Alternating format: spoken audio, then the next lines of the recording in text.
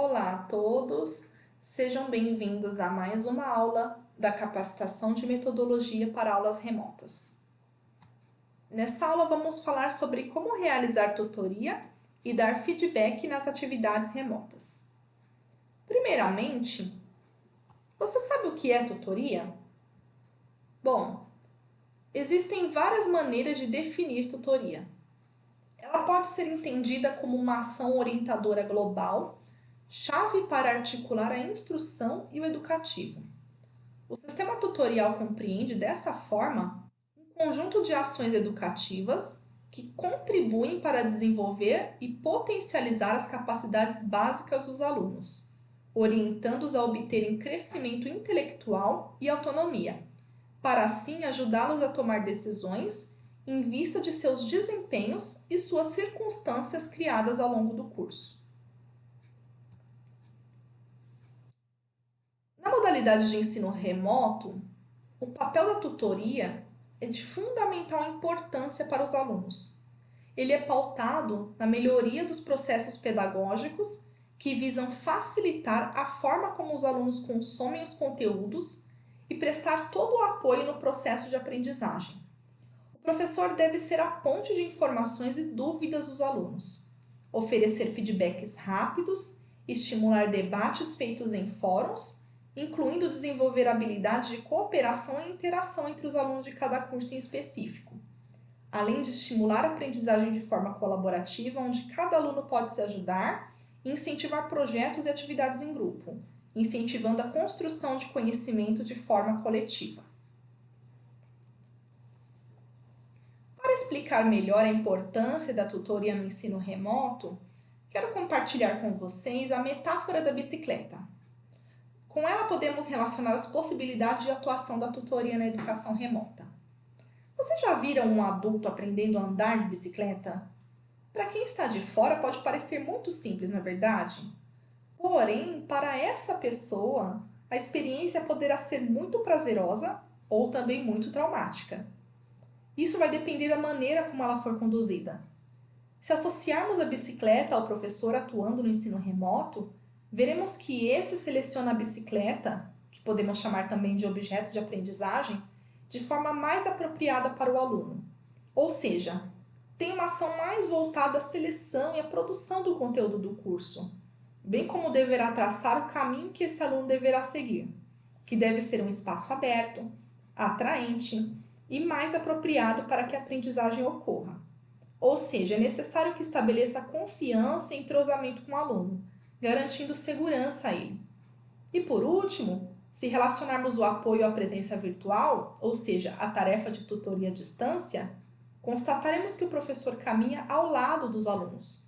Não deve empurrá-los ou puxá-los, mas sim respeitar os seus limites, ajudando-os a superá-los, além de incentivar a motivação e a autonomia. Segundo Dandolini, o sistema de tutoria deve trabalhar com os seguintes objetivos. O primeiro deles é auxiliar os alunos na construção autônoma do conhecimento. Adquirir autonomia não é uma tarefa fácil, pois não são todos os alunos que se adaptam com facilidade a essa nova modalidade de ensino, o que causa, na maioria das vezes, um quantitativo muito grande de desistência e afastamento do curso. É preciso, então, que os alunos aprendam a administrar o seu tempo para estudar as aulas pré-estabelecidas, resolvendo com responsabilidade as tarefas propostas, tentando atingir os objetivos propostos por cada conteúdo aplicado. O papel do professor, ao desempenhar a tutoria, estará focado em auxiliar o aluno a interpretar, relacionar e contextualizar essas informações, mobilizando a vontade de aprender criticamente, e o aluno precisa se sentir motivado e incentivado para desenvolver a sua autonomia, visando a efetivação da sua aprendizagem. Portanto, a tutoria visa capacitar o aluno para que trabalhe por si mesmo, pense por si mesmo, para que possa construir o conhecimento sobre a matéria ou componente que estuda. O seguinte é motivar os alunos para o trabalho cooperativo e colaborativo. Neste objetivo, busca-se promover o encorajamento das interações educacionais entre os envolvidos, tanto entre professor e aluno, como entre aluno e aluno, tentando juntos trabalhar na construção e reconstrução do conhecimento, a partir do intercâmbio de ideias, da participação de projetos, das pesquisas em conjunto, saindo daquela perspectiva individual de fragmentação do conhecimento.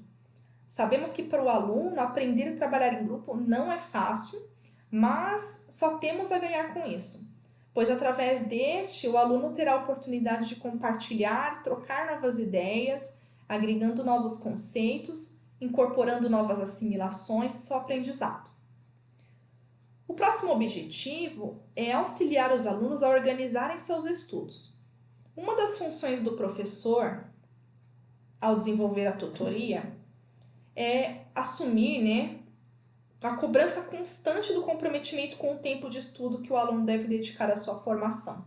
O ensino remoto requer autodisciplina, gerenciamento do tempo dedicado aos estudos e uma densidade de interesse por parte do aprendiz. Embora se saiba que tais posturas devem partir do aluno, a presença do professor, lembrando, cobrando para que todos tenham sucesso em sua jornada, é de extrema importância. E o professor deve ficar sempre atento à participação dos alunos, acompanhar qualquer mudança, chamar a atenção, conversar com eles para verificar as causas das mudanças ou por que a não participação, para poder orientá-los da melhor forma possível. E, por último, provocar questionamentos e sanar suas dúvidas, tanto com relação ao conteúdo de determinado componente, como também o aluno poderá recorrer ao professor para obter a orientação adequada de dúvidas relacionadas aos itens disponíveis no ambiente virtual de aprendizagem. Ele pode ter dificuldade, por exemplo, como postar a sua atividade, onde ele consegue assistir a videoaula, entre outras coisas. Sendo assim, a tutoria, muito mais do que um aspecto estrutural de assistência ao aluno, deve ser visto como um atendimento à educação individualizada e cooperativa, e numa abordagem pedagógica centrada no ato de aprender, que põe à disposição do aluno recursos que lhe permitem alcançar seus objetivos no curso, de forma mais autônoma possível. A tutoria compreende duas modalidades, a proativa e a tutoria reativa. Na primeira delas, a tutoria proativa, devemos considerar, além do estímulo da interatividade, através das tecnologias de informação e comunicação, as TICs, o lado humano para que o processo de ensino-aprendizagem, utilizando a tutoria proativa, tenha êxito. Ou seja, o aluno deve se sentir parte ativa desse processo de aprendizagem, buscando, com auxílio da tutoria, a melhor forma de utilizar suas habilidades e competências para um melhor aproveitamento. Espera-se ainda que o tutor proativo tempere, vamos dizer assim, as relações interpessoais com a afetividade, de forma que o processo de aprendizagem seja atrativo e mesmo à distância, o aluno precisa se sentir acolhido, sentir o calor humano, acolhimento nas interações. Dentre essas ações que compõem o sistema de tutoria proativa, podemos citar linguagem objetiva, porém afetiva, comunicação personalizada, vídeos motivacionais gravados pelo professor, pelos alunos, chat para dúvidas, feedback rápido e objetivo, atendimento por e-mail, dentre outras coisas. Já no modelo reativo, o professor normalmente desempenha uma função mais passiva.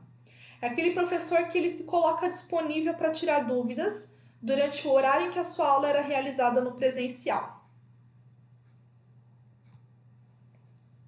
Vamos refletir um pouco. Em nossas aulas presenciais, quantas vezes nossos alunos, por vontade própria, nos procuram para tirar dúvidas? Pouquíssimas vezes, não é verdade?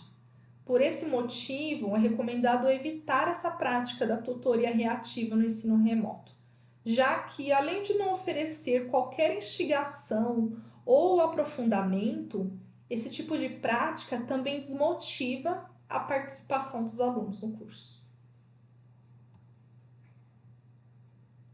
Não podemos esquecer também que no exercício da tutoria existem algumas regras de comportamento que são consideradas regras de etiqueta para a navegação na internet, conhecidas também como netiqueta. Algumas delas refletem normas gerais de bom senso para a convivência do professor com seus alunos, e algumas regras da etiqueta podem ser adaptadas ao exercício da tutoria. São elas: responda sempre ao seu aluno de forma positiva, pois quando alguém pergunta é porque precisa de ajuda. Portanto, o professor deverá tomar cuidado para não se tornar arrogante ou um inconveniente nessa modalidade de ensino. Seja também um exemplo para os seus alunos. O que é cobrado deles deve ser feito por você primeiro. Assim, dentre outras atitudes, cite sempre a fonte de onde você retirou, parcial ou totalmente, as informações que estão disponibilizadas aos alunos. Procure expressar-se de maneira clara e concisa em fóruns, chats, e-mail, enfim, toda a comunicação escrita ali disponibilizada, explicando e dando todos os detalhes possíveis. Saiba lidar com situações embaraçosas e tenha senso ético, porque algumas vezes o aluno ele pode desabafar com o professor, fazer críticas negativas a outros professores, ao curso, a outro colega, e o professor deverá ali ter um jogo de cintura para lidar e contornar essa situação da melhor maneira possível. Seja paciente e tolerante. Reconheça as limitações dos alunos, compreenda eventuais inibições e ritmo de cada um deles.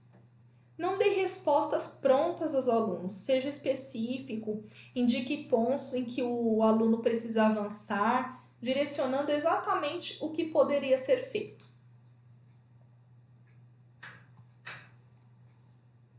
Segue uma descrição de tutoria ideal baseada no feedback de alunos e de professores que desempenham essa atividade. Bom, podemos dizer que, de acordo com esses relatos, a tutoria ideal fornece explicações claras sobre o que o aluno espera e do estilo de avaliação que ele irá utilizar para aquela atividade. Gosta que lhe façam perguntas adicionais, identifica as falhas dos alunos, mas corrige-as amavelmente. Tece comentários completos e construtivos, mas de forma agradável, já que os comentários muitas vezes deixam nos alunos uma sensação de crítica, de ameaça e de nervosismo.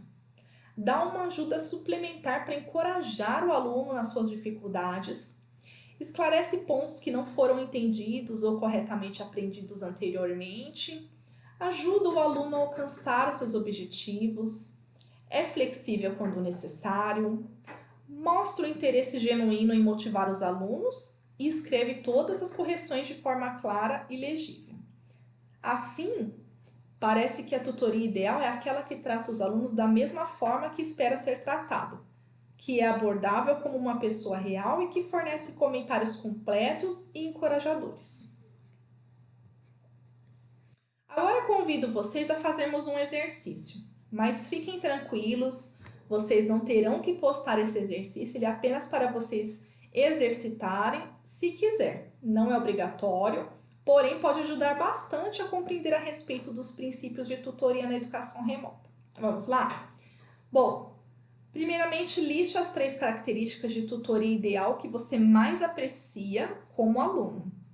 Em seguida, liste as 3 características de tutoria ideal que pretende melhorar em si. Não precisa ser agora, vocês podem fazer essa reflexão mais para frente, tudo bem?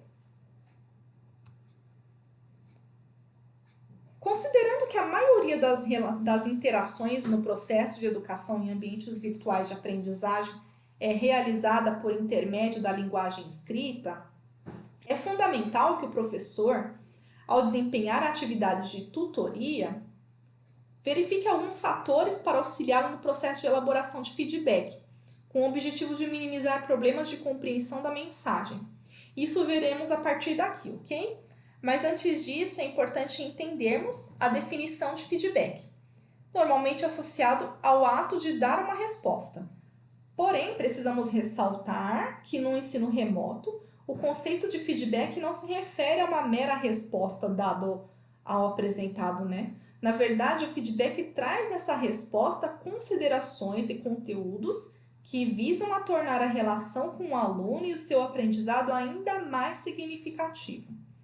Segundo Mori, feedback pode ser descrito como qualquer procedimento ou comunicação realizada para informar o aprendiz sobre a acuidade de sua resposta, geralmente relacionada a uma pergunta instrucional. Ele também pode permitir que o aprendiz compare a sua performance atual com a padrão ou a esperada. Em instrução assistida por computador, feedback é a informação apresentada ao aprendiz logo após qualquer insumo com o propósito de modelar suas percepções. Dessa forma, o aluno tem um retorno na interação do professor e pode avaliar se a sua linha de estudo está correta ou que precisa ser reajustada, se redirecionando para pesquisa e aprendizados esperados, a fim de que, diante de outras avaliações, seu desempenho seja cada vez melhor. Quando a interação se dá em ambiente virtual, os alunos não podem ver o professor balançar a cabeça e nem acompanhar o seu olhar. Por isso, é essencial que o aluno, em ambiente virtual, perceba a presença do professor. E essa percepção ocorre através das mensagens escritas e enviadas ao grupo. Biscoff lista 5 tipos de mensagens que contribuem para a visibilidade do professor, fator essencial para que os alunos se sintam conectados no ambiente da sala de aula remota. São eles: mensagens relacionadas ao conteúdo, ou seja, esclarecimentos sobre determinado ponto do texto, perguntas para fomentar a discussão, síntese da discussão, mensagens relacionadas ao processo, ou seja, instruções para o envio de tarefas, orientações quando o aluno se sente confuso, dicas técnicas sobre programas, informação sobre como enviar atividades, endereços de páginas na internet, entre outros. Orientações sobre etiqueta na internet, códigos de conduta, decisões sobre plágio, na etiqueta em si, o tom das discussões no ambiente virtual, enfim. E respostas às perguntas dos alunos, feedbacks com relação aos trabalhos. Tudo isso são consideradas mensagens que contribuem para a visibilidade do professor no ambiente da sala de aula online. Bom, segundo White, o feedback ele é muito valorizado pelo aluno de ensino à distância e é o alicerce do diálogo entre o professor e o aprendiz, provocando motivação, encorajamento e suporte para a realização das tarefas. Ou seja, em ambientes educacionais presenciais, professores e alunos estão ali em constante interação e contam com elementos verbais e não verbais. Dessa forma, os alunos observam a atuação do professor, percebem seus movimentos, tais como expressões faciais, gestos, acenos com a cabeça. No entanto, em ambientes de ensino virtuais, percebe-se que muito frequentemente os alunos se sentem isolados, desatendidos, desmotivados e acabam abandonando o curso. Podemos afirmar, então, que em nenhum outro contexto o feedback é mais ansiosamente aguardado quanto no ensino à distância ou no ensino remoto. Partindo da proposta de atuação de tutoria e para aprofundamento sobre a emissão de feedbacks, podemos utilizar 2 modelos. O primeiro deles, vou falar sobre a escada de feedback. Ela oferece uma estrutura que busca dar apoio ao aluno num processo construtivo de conhecimento. A escada de feedback é um modelo de feedback que oferece uma estrutura de auxílio à reflexão do aluno em 4 etapas: esclarecer, valorizar, questionar e sugerir. Ou seja, esclarecer: quando o aluno publica sua atividade, responde questões dissertativas ou faz apontamentos e questionamentos sobre os textos lidos, as suas ideias podem não estar claras ou pode faltar informações importantes. O professor que está desempenhando a tutoria no ensino remoto, nessa etapa, inicia o diálogo de orientação com perguntas sobre pontos que não estão claros ou parecem ausentes. Antes de dar o feedback sobre o que foi feito propriamente, né, é utilizado essa estratégia. Então, exemplos de questionamentos. Quando você disse isso, você queria dizer isso ou aquilo? Então, pelo que eu pude compreender, você explicitou isso, não foi? Corrija-me se estiver enganado. Já valorizar, após reunir as informações apropriadas, é fundamental que o professor enfatize os pontos positivos no trabalho, aponte as potencialidades e ofereça um elogio honesto, mas sem exageros, mostrando o quanto o professor está atento ao processo de aprendizagem daquele aluno. Questionar. Frequentemente o professor pode encontrar problemas ou discordar das ideias ou opiniões presentes no texto, na atividade do aluno, e essa etapa é o momento mais apropriado para levantar tais questões, mas não com acusações ou com críticas, sim com pensamentos honestos e preocupações a respeito do assunto. Por exemplo, exemplos de frases interacionais. Você já considerou isso? Pensei sobre isso, percebi tal coisa. Talvez você tenha pensado sobre isso, mas te convido a refletir. Enfim, sugerir. No último degrau da escada de feedback, para ajudar o aluno em seu processo de aprendizagem, é recomendável que o professor que está desempenhando a atividade de tutoria faça suas sugestões de melhoria ou de solução ao problema identificado na atividade, estimulando o aluno a ir além do proposto. Outro modelo que também pode ser utilizado é o chamado feedback sanduíche, uma técnica muito utilizada em contextos empresariais e acadêmicos. Nesse modelo, o feedback sobre comportamentos inadequados é fornecido entre duas ações ou comportamentos positivos. A estrutura, como é apresentada a seguir, né, pela imagem que vocês estão vendo, pode ser compreendida nas seguintes ações. Primeiramente, elogie os pontos positivos na atividade do aluno. Pode ser desafiador para o professor que está desempenhando a tutoria focar inicialmente no que é positivo, pois há uma exposição à cultura do erro na educação e na sociedade, em que o olhar do professor normalmente está direcionado sempre ao que está errado. A tarefa do professor passa a ser então procurar algo positivo, como uma descoberta que o aluno tenha feito, uma citação, a ordem da frase, as cores escolhidas, ou até mesmo o fato de ter realizado a atividade.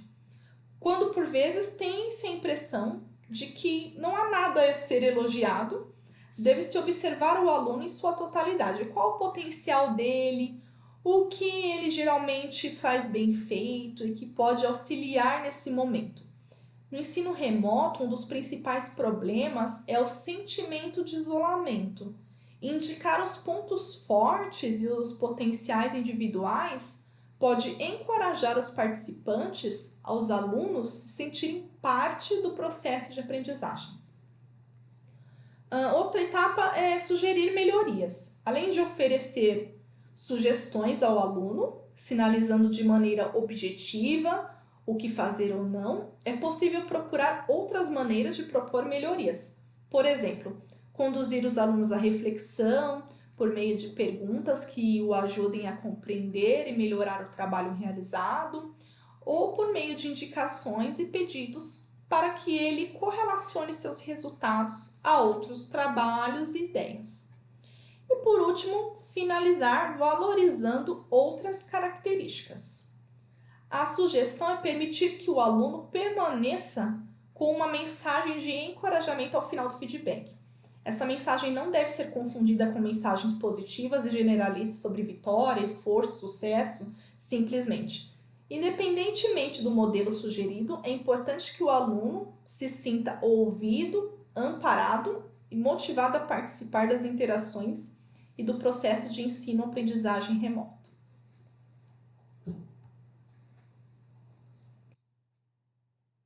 Bom, Schwartz e White distinguem dois tipos de feedbacks. O formativo e o somativo. Segundo esses autores, o feedback formativo modifica o pensamento ou comportamento de um aluno em prol da aprendizagem. Já o somativo avalia uma tarefa ou testa o aluno com a finalidade de lhe atribuir uma nota. O objetivo do feedback formativo é manter a motivação do aluno e impedir que ele se sinta isolado, deixe de participar ou abandone o curso.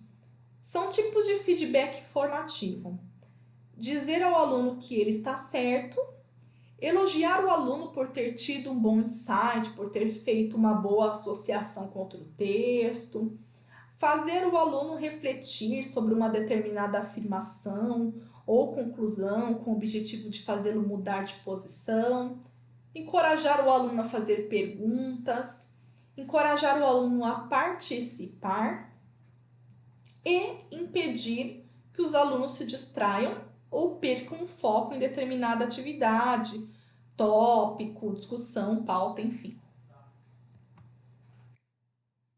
Bom, dentre as maiores reclamações dos alunos que estudam na modalidade à distância, estudam remotamente com relação aos feedbacks, são que os professores simplesmente dão a nota, não fazem nenhum comentário. Isso pode ser bastante frustrante para os alunos, pois é de extrema importância a opinião a respeito do que foi feito, já que pode parecer que aquela atividade nem foi lida na íntegra. A crítica leva o aluno a melhorar nos próximos trabalhos e os elogios dão a certeza de que estão no caminho certo. Feedbacks generalizados, normalmente quando o professor segue com o mesmo feedback para todos os alunos, o que acaba não agregando na aprendizagem do aluno. O feedback, ao ser aplicado, deve apontar questionamentos a serem melhorados, apontando os pontos positivos e pontos a serem melhorados, de uma forma que o aluno entenda os apontamentos do professor. A demora pela resposta ou até mesmo a ausência de resposta. O feedback pode ser classificado como imediato ou adiado. Imediato é aquele ofertado logo após o estudante finalizar ou postar o exercício da atividade. É aquele normalmente automático que a gente costuma ver em cursos à distância, que você responde e ali já aparece uma resposta automática. E adiado é aquele publicado minutos, horas ou dias depois. A decisão de qual o intervalo ideal de tempo entre uma questão feita pelo aluno e o momento de dar a resposta pode variar entre os professores, bem como o ritmo e a constância devem ser determinados de acordo com a tarefa e o calendário daquele componente. Em contrapartida, o aluno pode considerar um feedback negativo quando o professor simplesmente se silencia. Isso leva à desmotivação e pode até mesmo levar ao abandono do curso, porque o aluno ele vai se sentir ali sozinho. Feedbacks pouco esclarecedores, sem clareza, sem objetividade, é que o aluno não entende muito bem onde o professor queria chegar. Isso também acaba desmotivando o aluno. Feedbacks com um tom desagradável. Ou seja, para se formular um feedback, devemos atentar para a linguagem que nós utilizamos. O professor deve tomar muito cuidado com o tom da mensagem, os sentimentos que ele coloca, já que diferente da aula presencial, na educação remota, uma resposta escrita, uma atividade, traz como particularidade a ausência de recursos não verbais, ou seja, o aluno não pode visualizar sua expressão, sua entonação, o que acaba gerando ruídos na comunicação, levando o aluno a compreender a linguagem do professor como seca, agressiva, distante ou confusa. Portanto, a linguagem deve ser amigável, clara, sempre considerando o tom, organização, adequação ao contexto, entre outros elementos. Outra questão relevante no processo de elaboração do feedback que deve ser levada em conta diz respeito ao ritmo e à constância com os quais o feedback é dado. Presteira e Moller argumentam que é importante que o professor que desempenha a tutoria tem um papel ativo em dar os feedbacks construtivos e positivos, em tempo necessário para o aluno se sentir ouvido, e que os comentários sejam personalizados a cada aluno. Isso previne que os alunos desistam do curso por sentimento de solidão, isolamento. E esse tempo entre a postagem do exercício do aluno e a resposta do professor no desempenho da tutoria sobre o que foi feito é crucial no ensino remoto. Há pouco sentido em fazer comentários ao trabalho do aluno se ele não receber o feedback antes de ir para o próximo exercício. Muito bem, pessoal, essa foi a nossa aula. Eu espero que tenham conseguido compreender os princípios da tutoria e do feedback no ensino remoto. É importante reforçar a ideia de que, independentemente do modelo de tutoria e feedbacks praticados pelo professor, é importante que o aluno se sinta ouvido, amparado e motivado a participar das interações e do processo de ensino-aprendizagem virtual. Espero que esses princípios surtam efeitos positivos nas suas aulas e na performance dos seus alunos. Obrigada e até a próxima aula!